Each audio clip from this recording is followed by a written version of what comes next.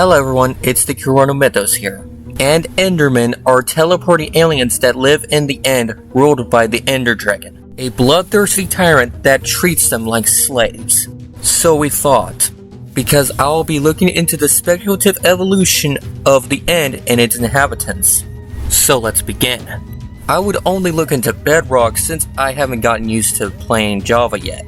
Second of all, we're only going to be looking into vanilla Minecraft, since I will be assuming that the mobs from Minecraft dungeons are extinct.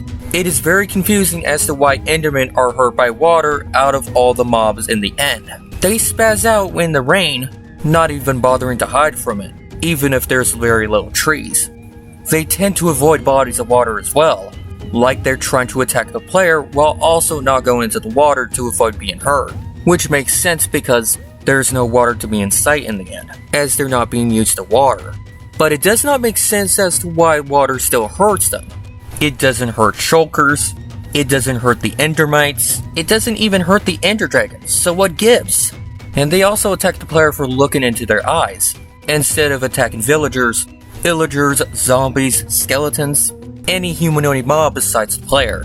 One thing to mention is that they attack endermites because they're parasites, which is 100% understandable to be honest with you. And I understand why they don't attack shulkers, because they're shaped to be blocks, not to mention that they are annoying to take down, and they're not considered threats because they don't attack them.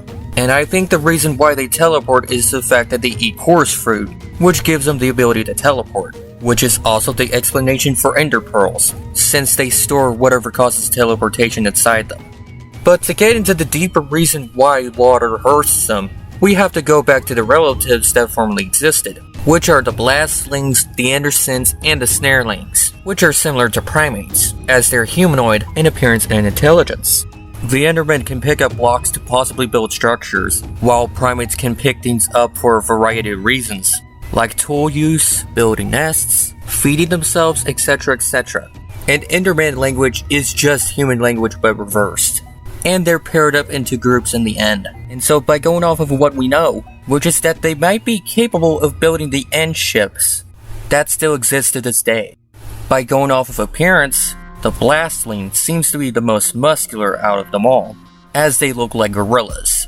It's possible that their social structure is akin to them, but they can shoot purple projectiles against their opponents, or their predators. The Anderson can slam its fist against the ground, or their enemies. Either it's a predator, or it's a rival. Snarling is by far the oddest enderling, which can shoot their goop towards their targets, so they can feast on them later. Damn, Snarling, you scary! One interesting detail that I found is that gorillas tend to run away from rain.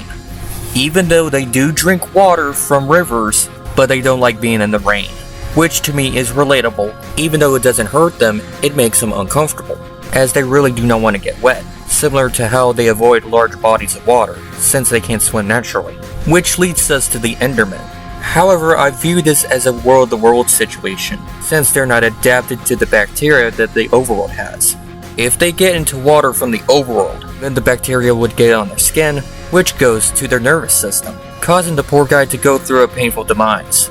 Therefore, they can only drink from the End because of it. And the reason why they attack the player if they see their face is because of their history with the builders. As before they attacked the End, the dragons were the apex predators until the builders go to war with them, and as a domino effect, they mistaken the enderlings as their minions.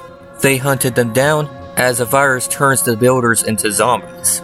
Now all that's out of the way, now let's get to the speculative evolution of the Endermen. I think they all do come from a common ancestor who spends its life in the trees, eating fruit and such. And some millions of years later, we got this confused, traumatized intellectual that now dominate the End, as they find new ways of getting liquid without getting hurt. Since they go to the overworld and the nether looking for it, they keep shulkers around because they realize that they are immune to water, so they keep them in the End cities for experimentation, possibly to make themselves immune to it, by possessing the immunity of the shulkers, and to keep them as guard dogs, to protect the wings of an extinct species called the elytra, to find a way to bring them back from the dead, so that it could save their species from extinction. And for their social structure, they pile up in groups, and communicate using reverse human language. Nothing's certain about how they reproduce and have children, but we can tell that there's no sexual dimorphism in the species, as the sexes look the same. I like to think that they lay eggs in the womb and come out through live birth, similar to anacondas.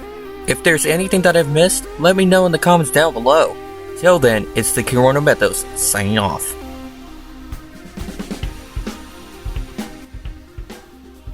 Shout out to my recent subscribers.